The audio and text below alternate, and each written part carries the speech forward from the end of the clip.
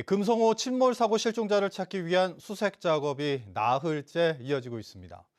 주말 동안 실종자 2명이 침몰한 금성호 주변에서 잇따라 발견되면서 해경과 해군은 선체 주변을 집중 수색하고 있습니다. 이따금 기자가 보도합니다.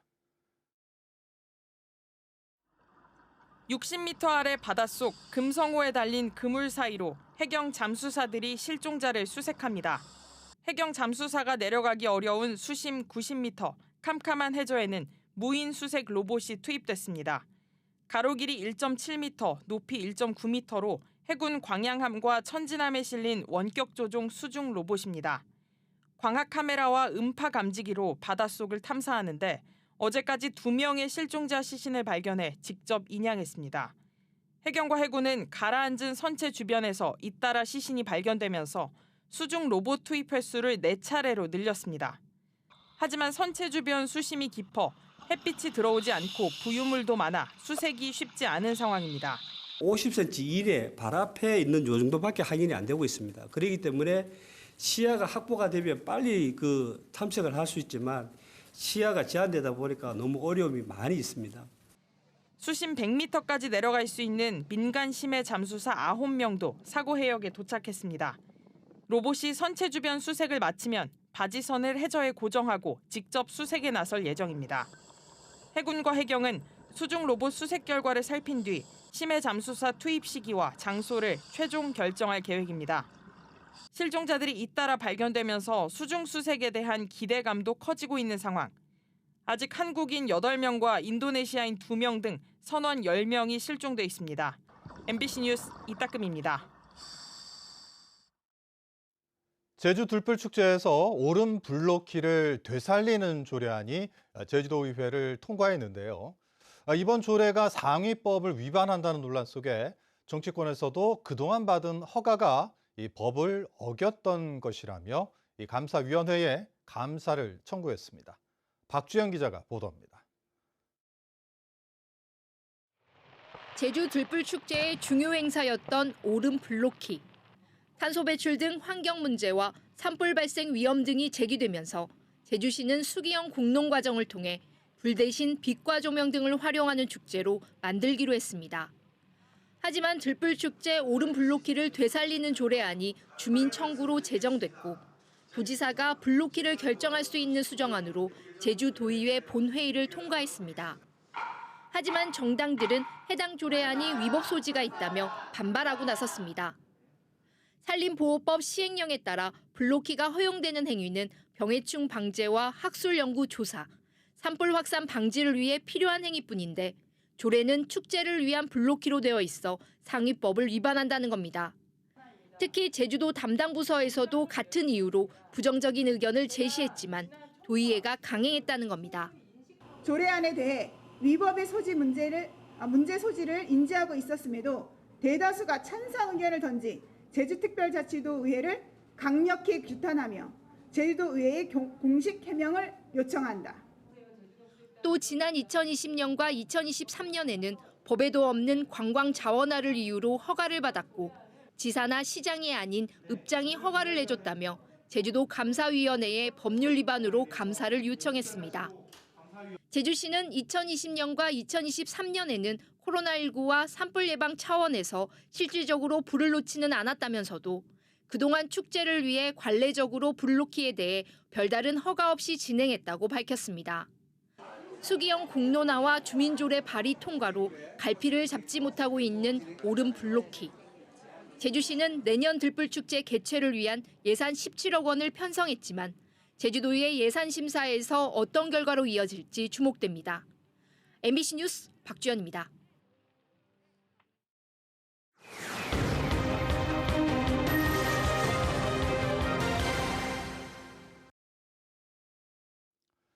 오름에 풀어놓은 소들이 밭과 묘지를 파헤쳐 피해를 호소하는 주민들이 늘고 있습니다. 그런데 소 주인들은 이 고용한 관리자의 책임이라며 사과를 하지 않으면서 결국 소송전으로 번졌습니다. 제보는 MBC 이소현 기자입니다. 수확을 포기한 표선면의 한 콩밭. 거무스름한 콩 줄기들이 뉘어 있고 심지어 뿌리채 뽑혀 썩어 있습니다. 군데군데의 가축 배설물과 동물 발자국도 눈에 띕니다. 지난 7월부터 소 수십여 마리가 나타나 밭을 쑥대밭으로 만들어버린 겁니다. 확인된 횟수로만 하루에 7, 8차례.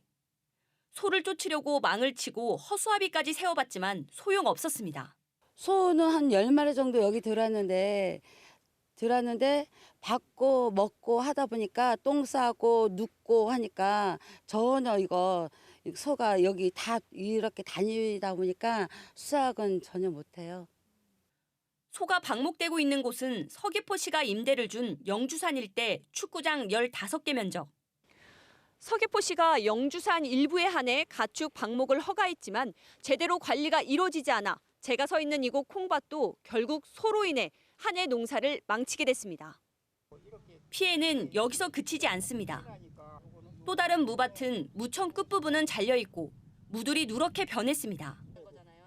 다음 달 수출길에 오를 무인데 절반이 피해를 봤다고 말합니다. 무가 땅속 깊이 영 박혀 있어야 되는데 이게 흔들리니까 소가 다니면서 발로 밟아버리니까 이게 생육 상태가 영양분이 흡수를 못해서 이렇게 잎이 누렇게 된 거예요. 영주산 반대편 기슭의 공동묘지에도 지난달부터 소떼들이 출몰했습니다. 소가 앞발로 땅을 파헤치고 봉분 위를 올라가 파손된 묘기만 4기에 이릅니다. 10여 마리의 소 주인들은 관리자에게 6개월에 20만 원씩 관리 비용을 줬다며 농작물 피해는 관리인의 책임이라며 밝혔습니다. 반면 관리인은 소유자에게 따지라며 피해자들의 연락을 받지 않고 서귀포시는 임대 기간이 지나 관리 책임이 없다며 무단 사용 일수에 대해 변상금만 받겠다는 입장. 결국 피해 주민들은 소떼 주인들과 관리인을 상대로 민사소송을 제기했습니다. MBC 뉴스 이소연입니다. 애월 포레스트 개발 사업에 대한 특혜 논란이 제기된 중산간 지구단위 계획 변경안 처리가 보류됐습니다. 제주도의회 환경도시위원회는 제주도가 제출한 중산간 지구단위 계획 구역 지정 변경안을 이번 회기에 상정하지 않기로 결정했습니다. 정민구 환경도시위원장은 특혜 논란이 있는 상황에서 심도 있는 검토가 필요하다며 향후 의원 간담회를 열어 처리 방법을 논의하겠다고 밝혔습니다. 제주도는 중산간 지하수자원 특별관리구역을 신설하고 골프장이 없는 관광개발 사업을 허용하기로 해 한화 애월 포레스트 사업을 허가해 주려는 것 아니냐는 특혜 논란이 일고 있습니다. 제주 지역 인구 유출 현상이 심해지고 있습니다. 통계청에 따르면 올 들어 9월까지 제주 지역 인구 순유출은 3,012명으로 지난해 전체 순유출 1,687명을 넘어섰습니다.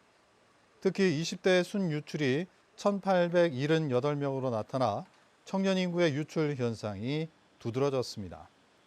그동안 순유입을 보였던 40대도 순유출로 돌아서 올 들어 지금까지 139명이 순유출을 기록했습니다. 대학 수학 능력 시험이 치러지는 오는 14일 제주 지역에 수능 한파는 없을 것으로 보입니다. 제주지방기상청에 따르면 수능 다음 날인 15일까지 제주 지역 최저 기온은 15도에서 18도, 낮 최고 기온은 20에서 23도로 평년보다 3에서 7도 정도 온화할 전망입니다. 다만 수능 전날인 13일까지 일교차가 8도까지 벌어져 수험생들은 감기에 걸리지 않도록 건강관리에 유의해야 합니다. 수능일인 14일은 기압골의 영향으로 대체로 흐리겠으며 늦은 오후부터 비가 시작되겠습니다.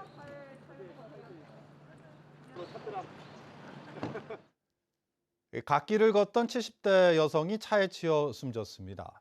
오늘 오전 8시 40분쯤 제주시 오등동의 한 도로에서 갓길을 걷던 70대 여성이 30대 운전자가 몰던 승용차에 치였습니다. 사고로 크게 다친 여성은 근처 병원으로 옮겨졌지만 숨졌는데 경찰은 운전자가 졸음 운전을 한 것으로 보고 사고 경위를 조사하고 있습니다.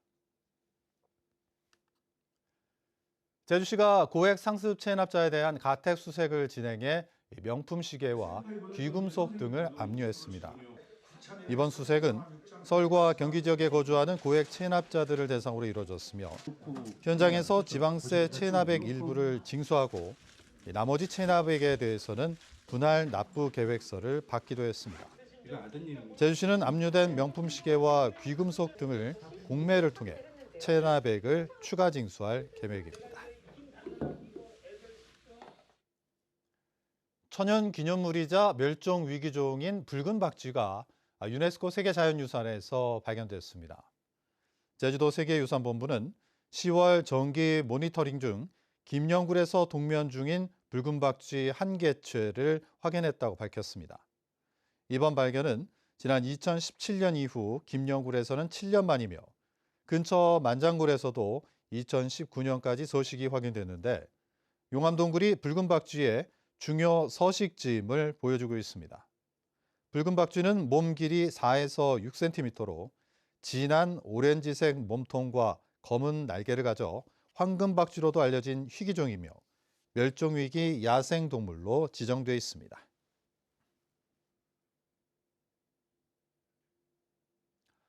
이상으로 뉴스데스크 제주를 마칩니다. 시청해주신 여러분 고맙습니다.